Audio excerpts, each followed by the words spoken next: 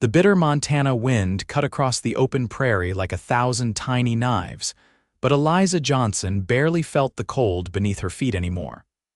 The widow stood at her husband's fresh grave, barefoot in the snow, her tears freezing on her cheeks before they could fall. 3 days she had spent digging through the frozen December earth of 1872, her hands now raw and bleeding, to bury the only man she had ever loved. "Thomas," she whispered, her voice carried away by the howling wind. "I don't know how to go on without you." The blizzard that had claimed Thomas's life was nothing compared to the one raging now. Eliza had removed her boots when the leather had worn through and filled with snow, making each step more painful than walking barefoot on the frozen ground. The threadbare shawl around her shoulders provided little protection against the elements, but she couldn't bring herself to leave his side, even as darkness fell and the temperature plummeted further. Miles away, Xavier Matthews urged his horse forward through the worsening storm. The seasoned cowboy had spent 15 years driving cattle across the Montana Territory, but he'd never seen a winter storm hit so suddenly or with such ferocity. His ranch was still a half-day's ride away, and he knew neither he nor his horse would make it in these conditions. "Easy, Russet," he soothed the nervous gelding. "There's a homestead up ahead. We'll find shelter there." The abandoned Miller property had been vacant since the old man died last spring, but the cabin would still provide protection from the deadly storm. As Xavier approached through the swirling snow, he noticed a faint light coming from what appeared to be a newer cabin a little farther down. Someone had settled here since he'd last passed through. That's when he saw her, a solitary figure standing motionless in the graveyard behind the cabin, being slowly buried by the falling snow. "Hello," he called, but his voice was swallowed by the wind. Dismounting quickly, Xavier trudged through the knee-deep snow toward the figure. As he drew closer, he realized it was a woman, her dark hair whipping around her face, wearing nothing but a thin dress and shawl, and most alarmingly no shoes. "Madam," he shouted, finally close enough to be heard. "Madam, you need to get inside." Eliza didn't turn at the sound of the man's voice. Perhaps she was hallucinating. Maybe death had come for her too, as it had for Thomas when he'd attempted to reach the town for supplies 3 days ago. Found frozen just 2 miles from their homestead, their horse dead beside him. She welcomed the thought of joining him. Xavier reached her side and gently touched her arm. She was as cold as the marble headstones of the wealthy back east. "Madam, you'll die out here. We need to get you inside." When she didn't respond, he moved in front of her and saw her vacant, tear-streaked face. Her skin had taken on a bluish tint and her lips were nearly purple. She was already in the deadly throes of hypothermia. Without hesitation, Xavier swept her into his arms. She was lighter than he expected, fragile as a bird. Her feet were blue-white, crusted with ice and snow. "My God," he muttered, turning toward the cabin. She didn't protest or struggle, a very bad sign. "Thomas," she whispered, her voice faint. "You came back for me." "I'm not Thomas, madam," Xavier said, trudging through the snow toward the cabin door. "My name is Xavier Matthews." "I'm going to help you." Her head lolled against his shoulder as consciousness began to slip away from her. Xavier quickened his pace, pushing through the cabin door with his shoulder. Inside, the fire had nearly died, leaving the small space almost as cold as outside. He laid the woman gently on a chair near the hearth and quickly set to work rekindling the flames. Finding kindling and logs stacked nearby, Xavier built up the fire until it roared to life, casting golden light across the cabin's single room. He returned to the woman, who was shivering violently now, a good sign that her body was fighting back against the cold. "Madam, can you hear me?" Xavier removed his gloves and rubbed her hands between his. "I need to warm you up." Eliza's eyes fluttered open, confusion clouding her gaze. Who are you? Where's Thomas?" Xavier's heart sank as he glanced at the fresh grave he'd seen outside. "I'm Xavier Matthews, madam. I was caught in the storm and saw you outside." He hesitated before asking, "Was Thomas your husband?" A fresh wave of tears spilled down her cheeks, no longer freezing but flowing freely in the warming room. The storm took him, 3 days ago. "I'm sorry for your loss," Xavier said softly, continuing to chafe her hands. "But right now I need to take care of you. Your feet need attention and we need to get you into dry clothes." For the first time, Eliza seemed to notice her bare feet, now beginning to redden painfully as they thawed. She winced. "You have clean clothing and bandages?" Xavier asked. She nodded weakly, pointing to a trunk at the foot of the bed in the corner. Xavier helped her to the bed and then retrieved a nightgown and thick woolen socks from the trunk. "I'll turn my back," he said. "Please change out of those wet clothes before you catch your death." While she changed, Xavier busied himself examining the cabin. It was small but well built, with a stone fireplace, a sturdy table with 2 chairs, a few shelves with provisions, and the bed. A homesteader's cabin built with hope for the future. A future that now seemed uncertain for the young widow. "I'm decent," Eliza called softly. Xavier turned to find her sitting on the edge of the bed in a flannel nightgown, her dark hair falling in damp waves down her back. Even in her grief-stricken state, he couldn't help but notice her beauty-high cheekbones, large green eyes, and full lips currently trembling with cold and emotion. "I need to tend to your feet," he said, kneeling before her. "Do you have any salve or ointment on the shelf?" "The tin with the green lid." Xavier retrieved the tin and a bowl of water from a bucket near the fire. He sat on the floor at her feet and gently began washing away the dirt and remnants of ice. Her feet were alarmingly red now, the skin tight and shiny in places. "You're lucky," he said, working carefully. "I don't see any signs of severe frostbite yet, but it was close." Eliza watched him work, his strong hands surprisingly gentle as he tended to her feet. "Why are you helping me?" she asked, her voice barely above a whisper. Xavier looked up, meeting her gaze. "Because you needed help. Anyone would do the same." "Not anyone," she countered. "Most would have ridden past."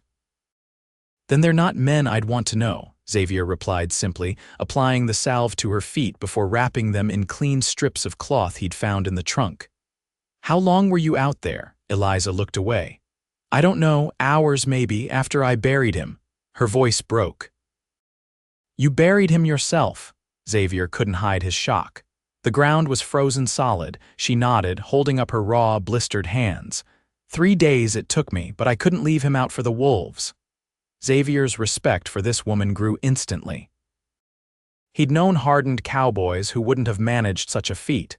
"You're stronger than you look, Mrs. Johnson," she supplied. "Eliza Johnson, Mrs. Johnson," he repeated, finishing with her feet. "You should eat something and then you need rest." "I'm not hungry," she protested weakly. "You need to eat to rebuild your strength," Xavier insisted, moving to the small kitchen area. He found some beans, dried meat, and a few potatoes. Soon, a simple stew was bubbling over the fire. The storm outside intensified, rattling the windows and howling down the chimney. Xavier went out briefly to bring his horse to the small lean-to attached to the cabin, providing the animal with some shelter from the brutal weather. When he returned, he found Eliza staring into the fire, lost in her thoughts. He ladled some stew into a bowl and brought it to her. "Eat," he encouraged, sitting beside her on the edge of the bed. "Then sleep. I'll keep watch." Eliza took the bowl but looked at him with sudden alarm. "You're not. You won't." Understanding her fear, Xavier stood and moved away. "I'll sleep by the fire, Mrs. Johnson. You have my word as a gentleman that you're safe with me." Something in his steady gaze reassured her, and she nodded, taking a small spoonful of the stew. Once she started eating, her body's needs took over and she finished the entire bowl. "Thank you," she said, handing him the empty bowl.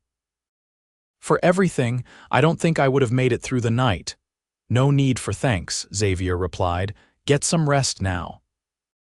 He helped her lie down and pulled the quilts up to her chin, before adding another log to the fire and settling himself on the floor nearby, using his saddle as a pillow. The blizzard raged for 3 days. 3 days in which Xavier and Eliza existed in a strange, intimate isolation, forced into close quarters by circumstances beyond their control. He learned that she and Thomas had come west from Pennsylvania just 18 months ago, full of dreams of building a life on the frontier. At 24, Eliza was already facing a future alone in one of the harshest territories in America. Xavier told her about his ranch 20 miles north, where he raised horses rather than cattle, preferring the intelligent creatures to their bovine counterparts. At 32, he'd spent nearly half his life in the West, arriving as a young man of 17 looking to escape his father's plans for him to enter banking in Boston. On the morning of the fourth day, they awoke to silence. The storm had passed, leaving behind a transformed landscape of pristine white drifts that glittered in the morning sun. "I should be on my way," Xavier said over breakfast, though something in him was reluctant to leave. Eliza nodded, her face carefully composed, though he detected a flash of alarm in her eyes. "Of course, you've been delayed too long already." "Will you be all right here alone?" he asked, watching her closely. She straightened her shoulders. "I'll manage, I always do." "The next supply train won't come through for weeks," he pointed out. "Do you have enough provisions?" "Enough to get by," she said, though he'd noticed how bare the shelves were. Xavier stood and walked to the window, looking out at the impossibly deep snow. "No one could make it to town through this, not for at least a week until some of this melts or packs down." He turned back to her. "I'd like to invite you to come to my ranch, just until the snow clears enough for travel. You'd be safer there." Eliza's eyes widened with surprise. "I couldn't impose." "It's not an imposition," he assured her. "I have plenty of room, and my housekeeper, Mrs. Gunderson, would welcome the company. She's always saying the place is too quiet." She hesitated, clearly torn. "What about my home? I can't just leave it." "It will be here when you return," Xavier said gently. "But you can't stay here alone, not with supplies this low and another storm possibly on the way." Eliza looked around the cabin she and Thomas had built together. Every log, every nail had been placed with dreams of their future. Now those dreams lay buried in the frozen earth behind the cabin. "All right," she said finally, "just until the snow clears." They set out the next morning, Eliza riding behind Xavier on Russet, her arms wrapped around his waist for stability.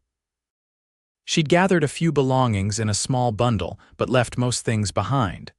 The journey would be difficult enough without extra weight. The snow was deep, forcing Russet to plod carefully, and what would normally be a 4-hour ride stretched into nearly 8. By the time they crested the final hill and saw Xavier's ranch spread out below them, the sun was beginning to set. "There it is," Xavier said, pointing to a cluster of buildings nestled in a protected valley. "Matthews Horse Ranch." Eliza peered over his shoulder. The main house was larger than she'd expected, a solid 2-story structure with smoke rising from 2 chimneys. Several outbuildings surrounded it, including a large barn and what appeared to be bunkhouses for workers. "It's impressive," she admitted, suddenly self-conscious about her modest homestead. "It's taken 15 years to build it up," Xavier said, guiding Russet down the slope. "Started with just me and 3 horses in a 1-room cabin not much bigger than yours." As they approached, a plump, gray-haired woman emerged from the main house, wiping her hands on her apron. Behind her, 2 ranch hands appeared from the barn, eyeing the approaching rider curiously. "Xavier Matthews," the woman called out. "We thought you might have frozen to death out there." "It takes more than a blizzard to finish me off, Mrs. Gunderson," he replied with a smile, bringing Russet to a stop before the house. Mrs. Gunderson's eyes widened when she noticed Eliza. "And who might this be?" Xavier dismounted before helping Eliza down from the horse. "This is Mrs. Eliza Johnson. She's a widow from the Johnson homestead south of here. The storm took her husband, and she'll be staying with us until conditions improve enough for safe travel." Mrs. Gunderson's expression softened immediately. "Oh, you poor dear, come inside right away. You look half frozen." One of the ranch hands stepped forward to take Russet's reins. "We'll take care of your horse, boss." "Thank you, Jim," Xavier said, placing a supportive hand at the small of Eliza's back as they followed Mrs. Gunderson into the house. The warmth inside was immediate and welcoming. A large stone fireplace dominated the main room, with comfortable furnishings arranged around it.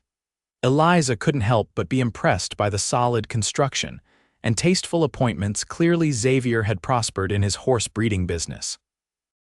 "I'll show Mrs. Johnson to the guest room," Mrs. Gunderson said. "Dinner will be ready in an hour." Xavier nodded.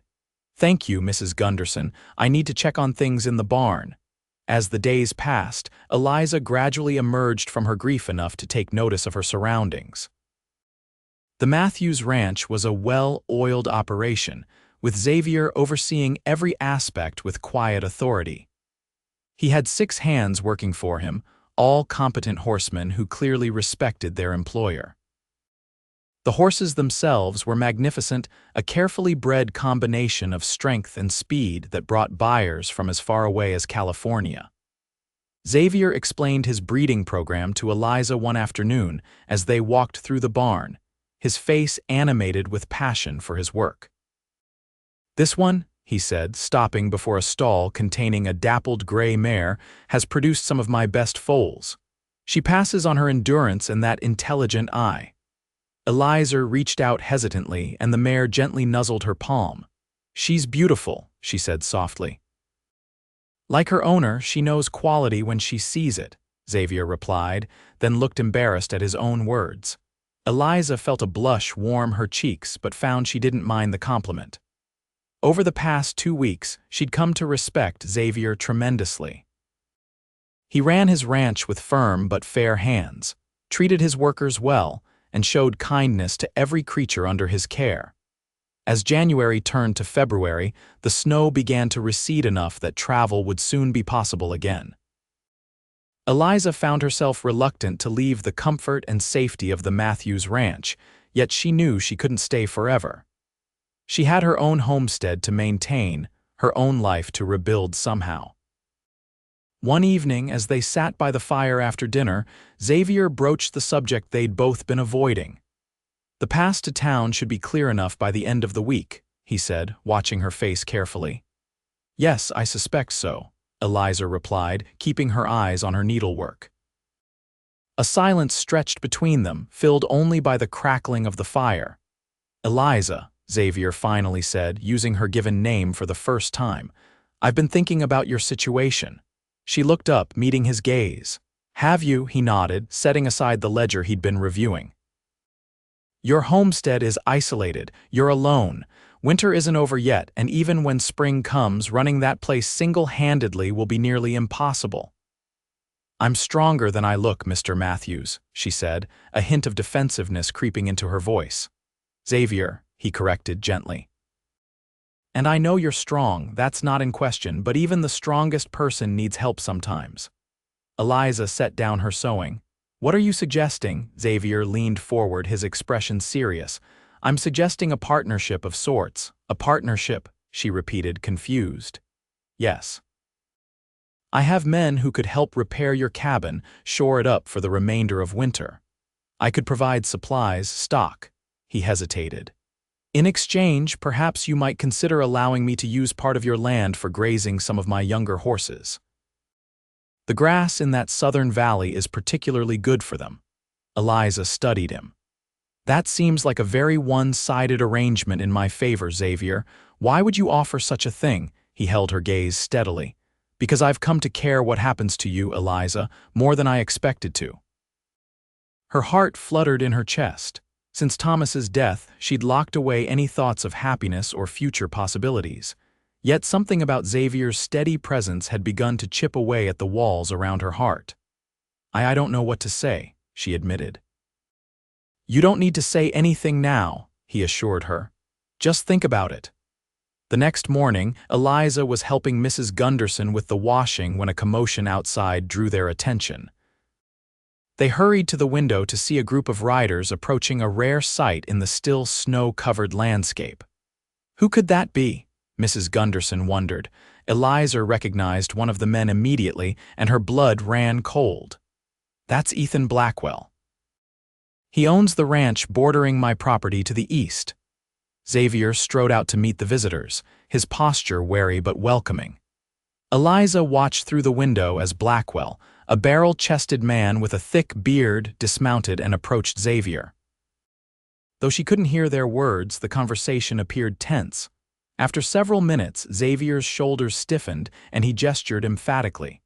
Blackwell responded by jabbing a finger toward the house. "I should go out there," Eliza said, reaching for her shawl. "I don't think that's wise, dear," Mrs. Gunderson cautioned, but Eliza was already heading for the door. The bitter February air hit her as she stepped onto the porch, but she barely noticed as she made her way toward the two men. "Mrs. Johnson," Blackwell called when he spotted her, his voice carrying a false, jovial tone. "Just the lady I was hoping to see." Xavier turned, concern evident in his expression. "Eliza, you should go back inside." "What's this about, Mr. Blackwell?" she asked, ignoring Xavier's suggestion. Blackwell smiled, but it didn't reach his eyes. "Just checking on my neighbor after that terrible storm and to discuss a business proposition." "We have nothing to discuss," Eliza said firmly. "Oh, but we do," Blackwell insisted. "You see, I've had my eye on your land for some time." Thomas and I had started negotiations before his unfortunate passing. Eliza's eyes narrowed. "You're lying. Thomas would never sell our land." Blackwell's smile disappeared. "Perhaps not, but you're in a different position now, aren't you? A widow alone can't manage a homestead." "I'm prepared to offer you a fair price, more than fair, really, considering the circumstances." "The circumstances being that you think you can take advantage of her," Xavier interjected, stepping closer to Eliza. Blackwell gave Xavier a contemptuous look. "This doesn't concern you, Matthews."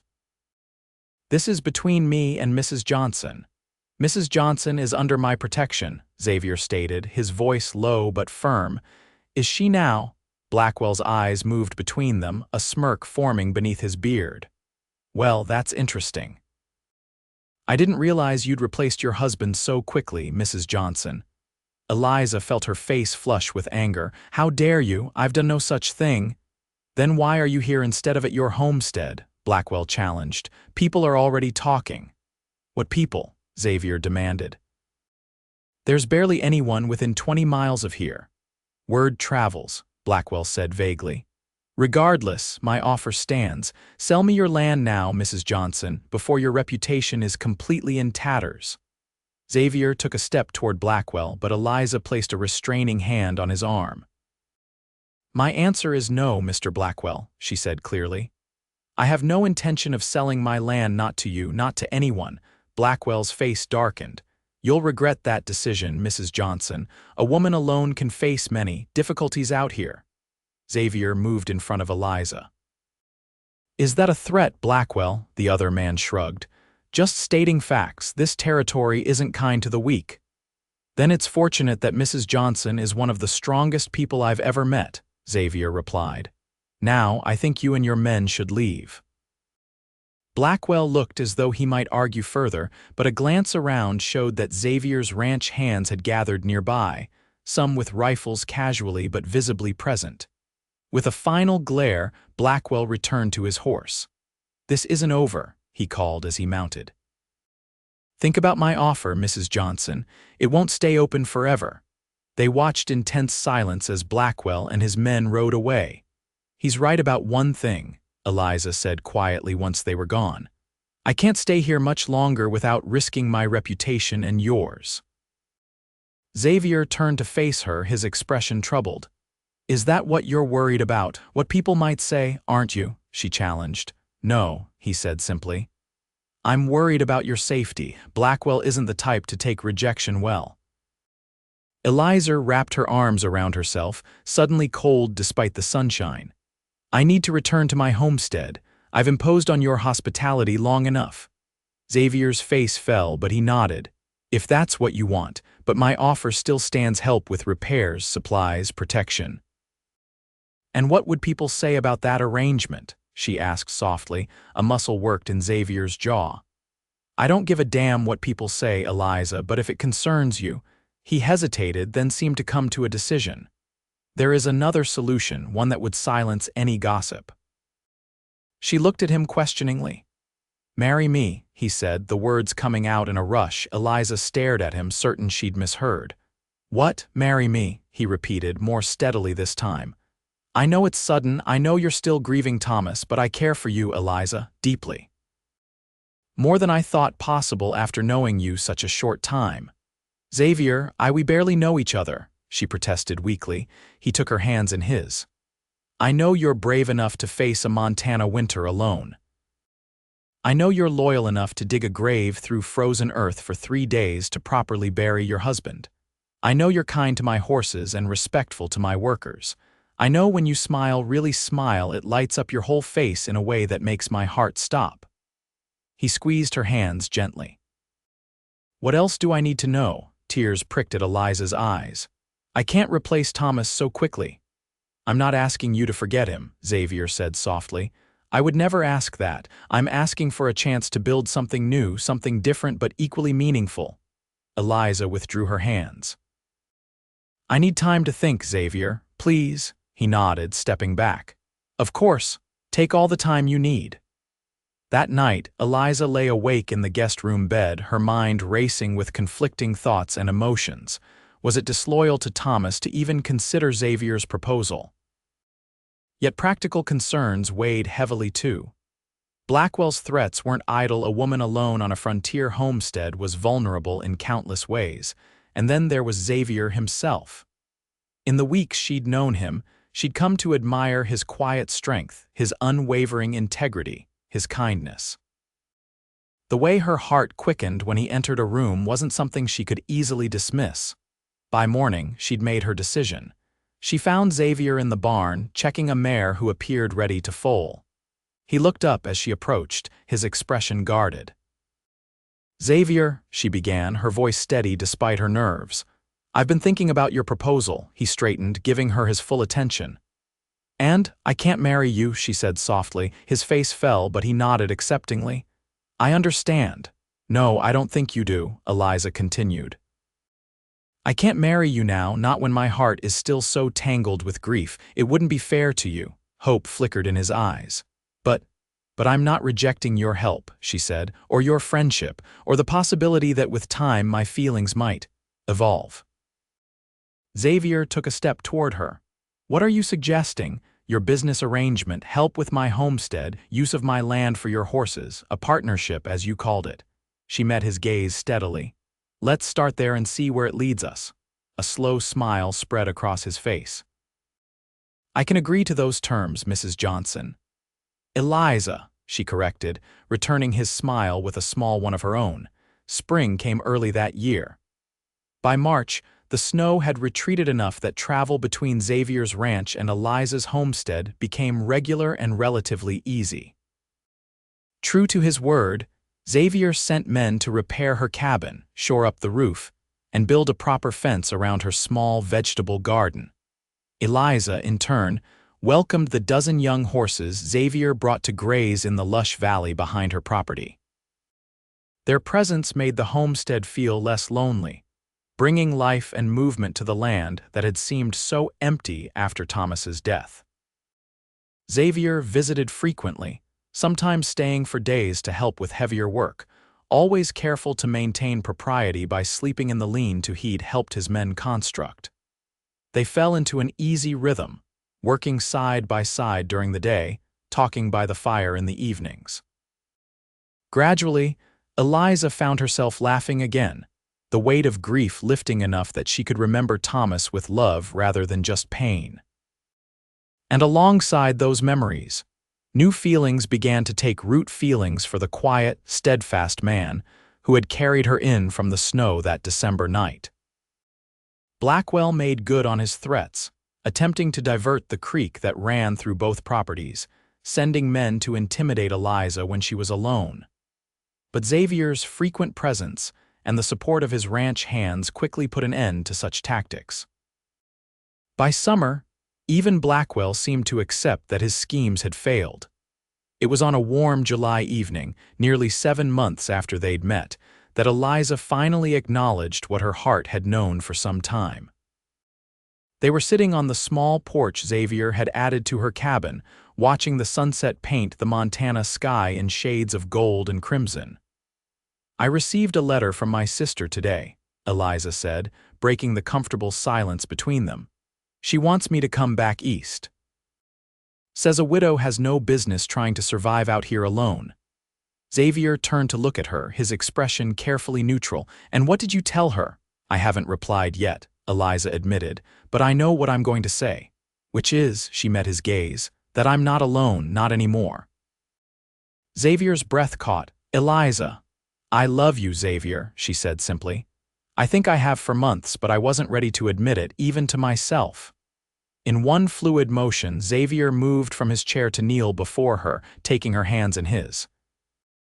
"I've loved you since that day in February when you stood up to Blackwell without an ounce of fear," he said, his voice rough with emotion. "I think I started falling for you the moment I carried you in from the snow and lit the fire, but that day, watching your courage, I knew for certain." Eliza smiled, tears of happiness gathering in her eyes. "Ask me again, Xavier." His eyes widened with understanding. "Eliza Johnson, will you marry me?" "Yes," she whispered, leaning forward to press her lips to his for the first time. "Yes, I will." They were married in September, when the aspens had turned golden and the first hint of fall crispness touched the air. The ceremony took place on the porch of what would now be their winter home at the Matthews Ranch, with Mrs. Gunderson weeping happily in the front row and the ranch hands dressed in their Sunday best. As Xavier slipped the ring onto her finger, a delicate gold band with a small emerald that matched her eyes, Eliza felt Thomas's presence one last time, a gentle blessing that seemed to say, "Live fully. Love deeply. I am at peace." "I love you, Mrs. Matthews," Xavier whispered as they were pronounced husband and wife. "And I love you," Eliza replied, her heart full to bursting as she kissed her new husband beneath the big Montana sky. Their first winter as a married couple brought the welcome news that their family would be expanding by summer. Eliza moved through the ranch with a new sense of purpose and belonging, her growing belly a promise of the future they were building together. Xavier proved to be as gentle and attentive a husband as she had hoped, his steady strength a foundation upon which she could rebuild her life. Together, they merged their properties, expanded the horse breeding operation, and transformed her small homestead into a summer house they would use when the foaling season required their presence in the southern pastures. On a snowy December evening, almost exactly 1 year after Xavier had found Eliza standing barefoot by her husband's grave, they sat before the fire in their ranch house, her head on his shoulder as they felt their child move within her womb. "You ever regret it?" Xavier asked softly. "Staying here, marrying me instead of returning east to an easier life?" Eliza tilted her face up to his. "Never, not for a single moment," he smiled, placing his hand over hers on her rounded belly. "Nor I." Outside, snow began to fall, blanketing the Montana landscape in pristine white, much as it had the night they met. But inside, the fire burned warm and bright, illuminating a home filled with love, hope, and the promise of new beginnings.